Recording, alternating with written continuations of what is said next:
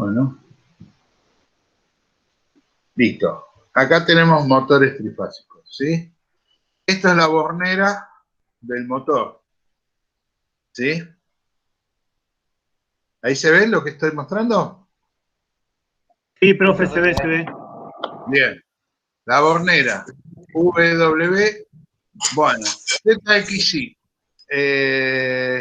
Acá lo habrán visto como, si esto es U, esto es U1, U2, U1, perdón. En las borneras muchas veces aparece esto de acá, como U1, B1, W1, ¿no? Y acá les va a aparecer como U2, B2, W2, ¿no? Están cruzados los terminales. Bueno, la cuestión es que si cierran de esta forma, la conexión es en estrella, y si cierran de manera vertical, en la conexión les queda en triángulo. ¿Sí? ¿Qué diferencia hay entre estrella y triángulo? La tensión que le llega a los bobinados, profe. En una le llega a 220 y en otra a 380. 380, está bueno. El asincrónico trifásico puede ser rotor jaula o rotor bobinado. ¿Sí? Este prácticamente no se usa porque es muy caro. Y este es el que más se usa, rotor jaula de ardilla, que son dos anillos con barras cruzadas. ¿Sí? ¿Para qué se hace la jaula? Porque yo en el estator, ¿qué genero? En el estator, la parte fija, esta de acá afuera. Tengo acá, ahí, fíjense que llegan las fases RST. Entonces voy a tener un bobinado trifásico, uno para cada fase, repartido en las ranuras del estator, ¿no? ¿Sí o no? Sí, sí, sí. Bien. Entonces, ¿qué tipo de campo me va a generar un campo magnético único? Porque las tres fases se componen y generan un campo único giratorio, ¿sí? Que gira a la velocidad omega. Sí, ya todo esto no estuvimos viendo, profe. Llegamos hasta el esquema de conexión estrella-triángulo y no nada más. Ah, bueno. Entonces, esto va a girar a una cierta velocidad que es 60F sobre el número de pares de polos. Y veo que no está esa fórmula. Va directamente a la... Ahí dice la velocidad, ahí decía, profe. ¿Dónde? ¿De arriba? No, acá no lo dice. No, abajo. Más abajo, Abajo. bro. Ahí. Decía Acá, ahí, la velocidad acá, 60 esto. por F sobre N sobre N. Bien, estos son los pares de polo y esta sería la velocidad. Entonces tendría que venir. Sí, yo la veía esta fórmula, pero digo, ¿cómo nos plantea antes como teórico, mandar esa... La fórmula sería, si yo despejo de acá, sería N igual a 60F sobre P, donde P son los pares de polos. ¿Ven? Si P es 4, tengo 8 polos. ¿Qué vendría a ser, profe, los pares de polos? El norte y sur que me baje, ¿ves? Que acá tengo norte y sur. Acá Ese es un tendría par. un par de polos. ¿Sí? Lo más común son 4 polos. Norte-sur, norte-sur. Así vienen siempre alternados, repartidos en el estator. Son, según cómo viene enrollada la bobina, y la circulación de corriente. A ver, ustedes saben, ¿no? Si ustedes tienen corriente por una bobina, de una cara de esa bobina va a ser el polo norte y de la otra el polo sur. Eso sí lo vieron, ¿no? Eso es el electroimán. Sí, creo que lo vimos un poco en el concepto cuando vimos máquina, lo de la mano, para dónde tiene circulación. Exactamente. ¿Sí? Pero la idea entonces es que un bobinado trifásico, cada fase genera los polos de tal manera que se componen entre sí. Y me da un único campo que gira a la velocidad esta que vimos recién acá. Uy, ¿qué hice? Bueno. Cerré la punta. ¿Sí? Ahí está. Que sería esta velocidad de acá, pero el despeje de la fórmula, ¿no? Bien, sería N, entonces 60F sobre P, donde P son los pares de polos. ¿Sí? Que estaría acá la fórmula, acá la tengo. Esta. ¿Está bien? Bien. Acá tenemos el deslizamiento. El deslizamiento en por ciento es la velocidad del rotor sobre la velocidad de campo. ¿Sí? Y esta, perdón, acá no dije no. La velocidad del rotor es N2. Y N es N1 menos N2. Bien. Entonces, esta N es la diferencia. Acá me equivoqué yo. Dividido la velocidad del campo. ¿Sí? La velocidad del campo la sacan con esta fórmula. 60F sobre P. ¿Sí? Bien. Donde P, recuerden, son los pares de polos. Entonces, esto es lo que se llama resbalamiento. Y esto es fundamental, porque el resbalamiento me dice que el rotor, ¿sí?, va a ir siempre un poco retrasado respecto a la velocidad de campo. ¿Está bien? Y eso es lo que hace ese atraso del rotor respecto del campo estatórico, es lo que hace que el motor tenga una cierta cupla de arrastre para la carga, ¿sí? Si la velocidad del rotor es igual a la velocidad del campo, después lo vamos a ver con las curvas características, la cupla se me va a cero, ¿sí? Bien.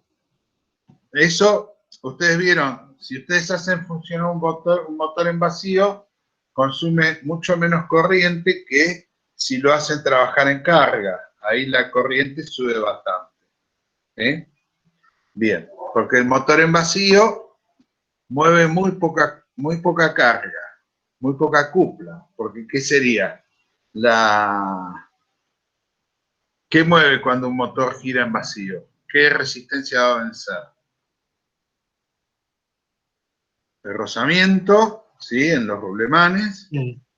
El rozamiento por ventilación y la fuerza opositora que hacen las corrientes parásitas, ¿sí? Pero es mucho menos que cuando uno lo pone, le pone una carga y lo hace trabajar al motor, ¿sí? Bien, entonces... Profe, una duda. Entonces, en la velocidad del motor no interviene la tensión.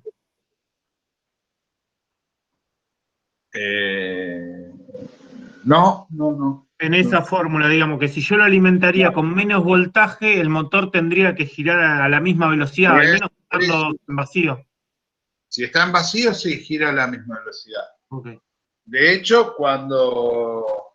un segundito,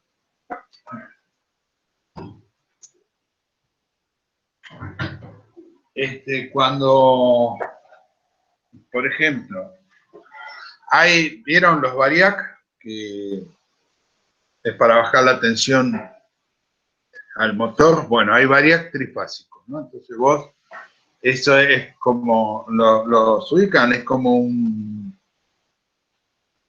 transformador variable que puedo ir modificando la tensión de salida. Entonces vos al motor le aplicás poca tensión. Entonces le va a costar arrancar. Le va a costar arrancar porque al bajar la tensión le bajás la cupla de arranque también. Entonces va más lento, pero una vez que embala, va a la velocidad. que me da esta fórmula, ¿no? Esta, 60F sobre P. Muy cercano a la velocidad de campo aire de rotor. ¿Sí? Bien, fíjense en la fórmula del deslizamiento, ¿no? Esta N era la diferencia entre la velocidad de campo y la de rotor. Si cuanto más rápido gire el rotor, más esto va a tender a cero, ¿no? Entonces más chico va a ser el deslizamiento o resbalamiento, es lo mismo. Cualquiera de las dos es lo mismo. ¿Se ve? Bien. Esta F2 es la frecuencia. Entonces, cuando iniciamos la marcha del motor, le damos tensión al motor, entonces se establece instantáneamente el campo magnético en el estator. Pero el rotor, por poco que sea, va a tardar en arrancar. Siempre tarda un poquito. Entonces, al principio las corrientes que se inducen en el motor son muy altas. ¿Por qué? Porque el rotor está quieto y el estator, el campo estatórico ya arrancó. Entonces ve una frecuencia muy alta. ¿Sí? A medida que empieza a arrancar, la frecuencia de la corriente estatórica se hace cada vez más baja. ¿Por qué? Porque este deslizamiento se hace muy chico. Si ustedes vieron alguna vez la placa característica de un motor, por ejemplo, en un motor de 4 polos, la velocidad de N1 sería 1500 RPM. ¿Sí? O sea, acá tendría 2, ¿no? De 4 polos serían 2 pares de polos. ¿Sí? Entonces, 60 por 50 Hz me da 3000. Dividido 2, 1500. ¿Está bien? Entonces, un motor de 4 polos, el campo gira a 1500 RPM. Pero si ustedes ven la placa característica, la velocidad del rotor le va a decir 1430, 1428, por ahí. ¿Sí? Entonces, el resbalamiento es muy chico. Entonces, la frecuencia de la corriente rotórica va a ser este resbalamiento por la frecuencia de red, por los 50 Hz. ¿Está bien? Bien. Bueno, O sea, profe, tomando sí, las RPM de la chapa del motor, podemos calcular el resbalamiento directamente. el resbalamiento nominal, a velocidad nominal de trabajo. Okay. ¿Sí? Sí, sí, sí. Sí, claro. Sí. Bien. De lo teórico, bueno, el cambio de sentido de giro, eso lo conocen, ¿no? Se logra permutando dos fases. Yo tengo el motor trabajando así, ¿no? Cuando yo invierto acá este contacto, ¿sí? Este contacto es doble, puede venir para acá abajo. En la fase R no cambia nada. En la fase S, fíjense que paso, la T viene acá a la S. Entonces, esta permutó. Y a su vez, la S pasa a la T. Entonces, permuta acá. ¿Sí? Cuando hago el cambio de sentido de giro, tengo que permutar dos fases entre sí, cualquiera, ¿no? Acá tomaron la S y la T, pero podría haber tomado estas dos o cualquier otra. ¿Se ve? El peligro del cambio de sentido de giro es que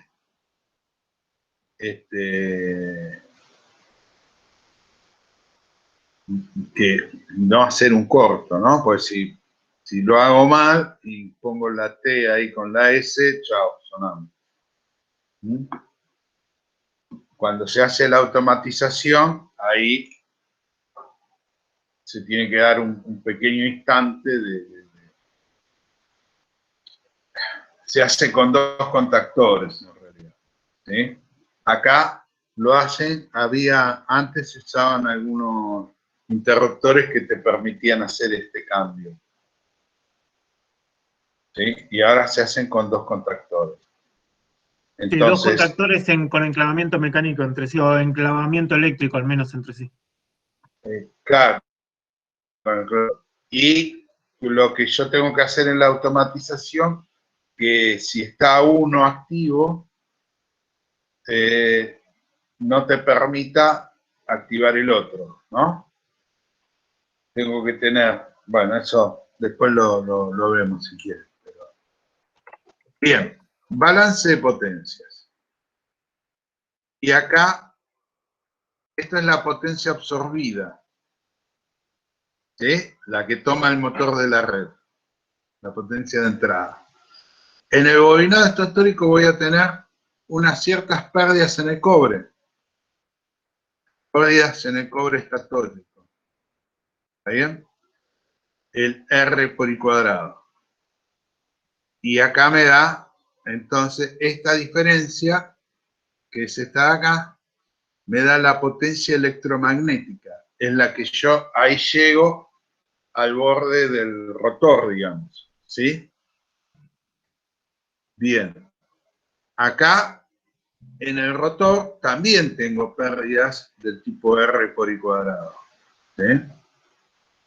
Y esto, entonces, si hago la diferencia entre la potencia electromagnética y las pérdidas en el cobre, voy a tener esta potencia que es la potencia mecánica, que me lleva el rotor ahí al eje. ¿Sí? Pero a su vez acá voy a tener las pérdidas rotacionales, ¿sí? Que son las pérdidas en el hierro del circuito magnético, esto es histéresis y corrientes parásitas. No sé si lo vieron eso, pero el ciclo de histéresis hace que yo tenga una cierta pérdida de potencia, ¿sí? Bueno, no importa. Por eso se hacen, se buscan los materiales que tengan el ciclo de histéresis lo más delgado posible para que tenga las menores pérdidas. ¿Sí? Y después las corrientes parásitas, que como tengo un flujo alterno dando vueltas por todo el motor, entonces eso genera corrientes parásitas que son pérdida de potencia también. Estas serían las pérdidas rotacionales y a eso le agregamos las pérdidas por rozamiento y ventilación. Pero todo junto la llama pérdidas rotacionales. Entonces, la potencia mecánica menos la rotacional y me da la potencia útil en el eje. ¿Sí? Entonces, esto sobre la potencia de entrada sería el rendimiento, ¿no? Del motor. ¿Sí? Lo que sale sobre lo que entra me va a dar el rendimiento. Y acá tenemos un pequeño,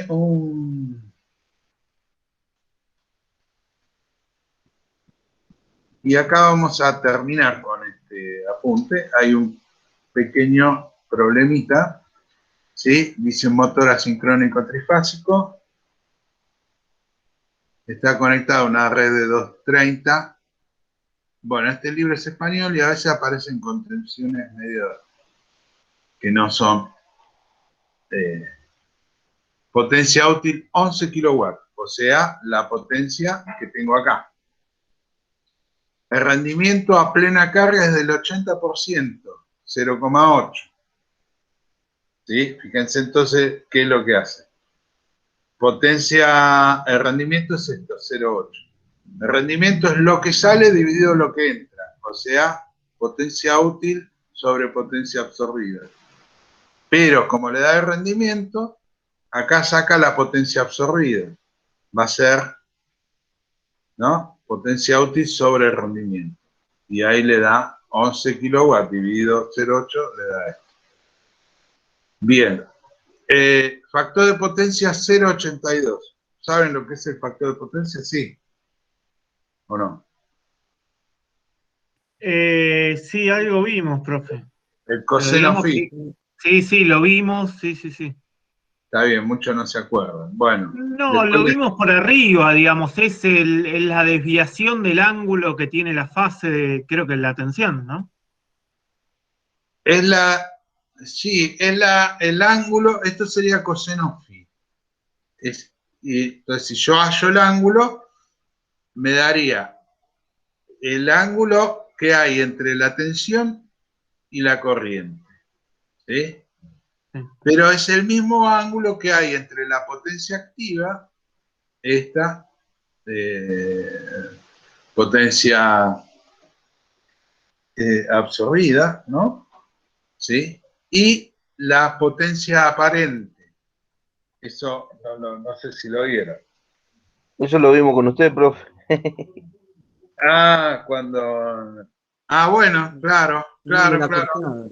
En primero, sí, sí. Pasa que, claro, todo eso lo vimos en primero y no lo volvimos a ver más. Entonces, Claro, están medio olvidados. Bueno, está bien. Eh, lo vimos un poco graficando todo eso. No, ya no me acuerdo si con usted o con máquinas, pero me parece que con usted estuvimos haciendo los gráficos, conmigo tiramos. lo hicimos, sí, sí, eso me Sí, acuerdo sí. que lo hicimos, que los gráficos de potencia, los gráficos de tensión, corriente. Bueno, Claro, entonces los kilowatts sobre los kVA es la diferencia, la tenés en el coseno, digamos. está bien. Entonces vamos a hacer una cosa. Vamos a cortar acá, yo les voy a dar unos problemitas de lo anterior, del tema de resbalamiento, ¿sí? Que ese es más fácil. Bien, es la fórmula de resbalamiento que tienen acá y para hallar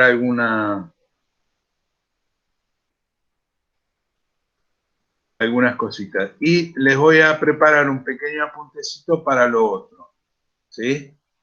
Porque si no, nos vamos a quedar acá medio perdidos, ¿sí? Y la clase que viene vemos el otro, el de variadores. ¿Te Está bien. parece? Sí, sí. Perfecto. Muy bien.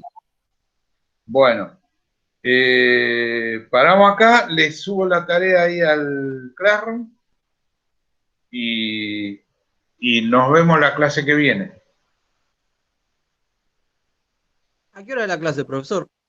Porque yo entré menos cuarto y ya estaba.